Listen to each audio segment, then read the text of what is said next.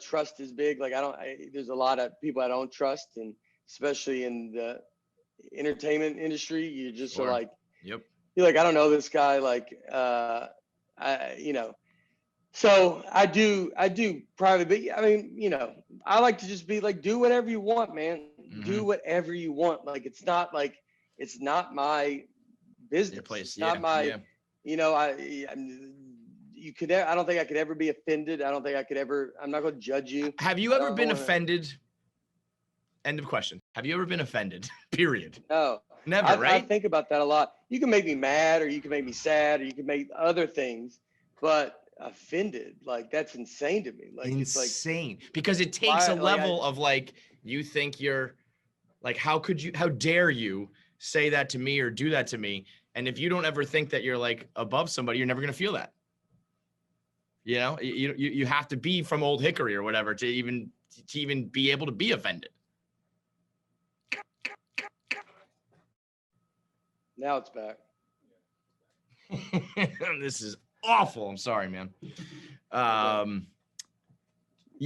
being offended. Yeah, I would never. You have to. The only way you can be offended is by starting from a place of like, I'm better than you. You know what I mean? And if you don't ever feel that way, that's what I think. You can't ever be offended. That's how I take it. All of it is to go like, you think you're better than this person. You think this person's stupid. Yes. And so like, what breaks my heart, if I ever met someone and they thought that I thought I was better than them, it would crush me. You can think I'm not funny. You can hate me for, my opinions or whatever, but to ever be like, oh, that guy, like walk away from a conversation with me being like, that guy thinks he's better than me. If that happens like once, take me out. I don't want to be here anymore. I could never let it go. I went to a wedding once. This is when I very, very first started out blogging. And it was probably like the first time a fan ever came up to me. And he was like happy to meet me. And then he brought his wife over and he said like, yo, honey, this is the guy from that website that I always read. He's a lot funnier on the internet than he is in person. Yeah.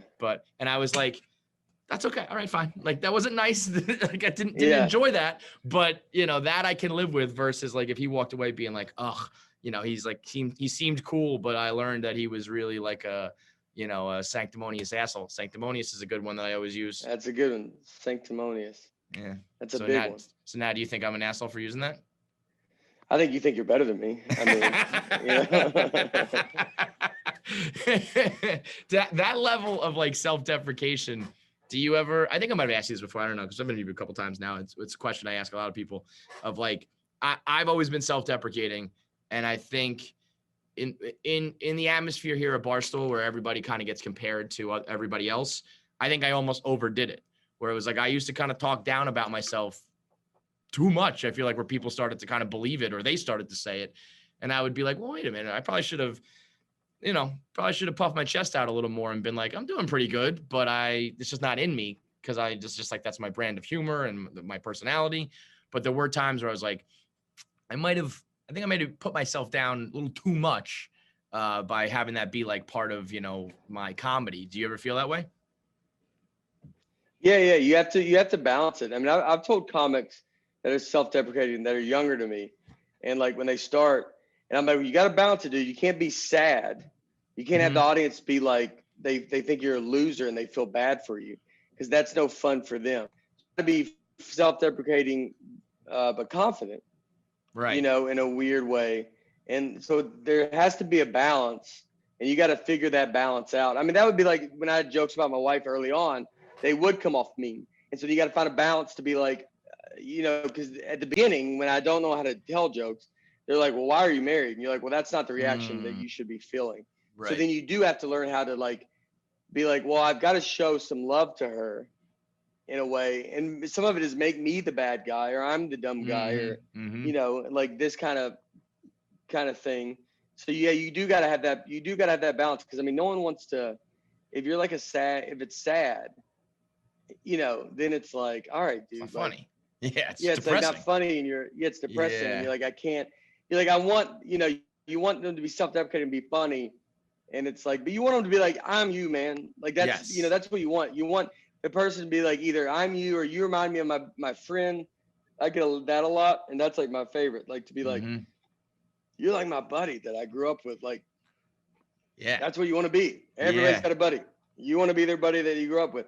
The buddy that they like. That's like, this dude always made me laugh. I've never worried about him. Like, it's like Yep. that kind of aspect to it. Do you ever, I feel like when you're on stage, it's almost like everybody knows these are jokes. Everybody knows sometimes maybe it's a little embellished, or like you said, you're making something up in your head, versus when you're on a podcast, I think people take you very seriously. Like, cause it's like, or at least when I'm just telling stories about my life. So people would be like, dude, you sound miserable. You sound like bad. And I'm like, well, this is kind of my version of on stage, like I'm not really like being that serious here, but I think people tend to listen to podcasts and take it a little more seriously, or they tend to believe everything a little more, like where it's like, I'm just kind of riffing here and shooting the shit. But the two different mediums, I think the audience takes you very differently.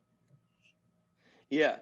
Well, yeah, podcast. See, that's the podcast is like, they're hearing, I mean, it's like, it's your the way you think and like all that. It's actually way more personal. Yeah. I mean, stand up, you want it to be personal, but podcasting is very personal because it can be a little bit off the cuff.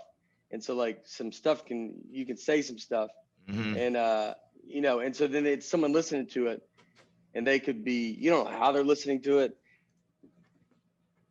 complain, and they're like, this guy sounds sad. Versus if it's a rainy day and they're listening to you, they could be like, yep, no, I get it. So it's like, you got to be able to like do it where it's a hard balance to do it, to be like, to come off of like, yo, dude, I'm just having fun. Like, we're just talking about it. Like, I'm railing on these things because it's like, I mean, if you write a TV show, it's all about conflict. All they say to you is, where's the conflict? And that's everything. It was so much. I remember writing a show, like one of them that didn't go in there. They'd always be like, well, what's the conflict? They'd always just say conflict. I was so angry at that word. To be like, you want to, like, it was like you're trying to do a family sitcom. You're like, what's the, and they're like, but where's the conflict? I was like, his whole family has cancer. Is that enough for you?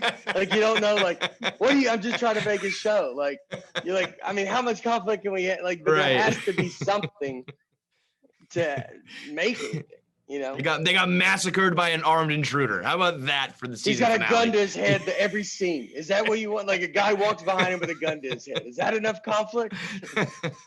So is it weird for you to like, I can't imagine, obviously in my mind, you have made it to like the top of the game in comedy. And then to hear that you're writing TV shows and people are like, nah, like that's not funny or that's not good. I'd be like, are you kidding me? You're going to turn down like Nate? Like, I think I can't think of anything that you would write that wouldn't be funny enough to put out there. But I guess it's just like you kind of start back at square one, being, you're not a comic anymore, you're a TV writer. Right. It's a different skill. So that's a completely different world. I mean, you're now competing with, this is the 18 years I've spent doing comedy. They've written TV shows for 18 years.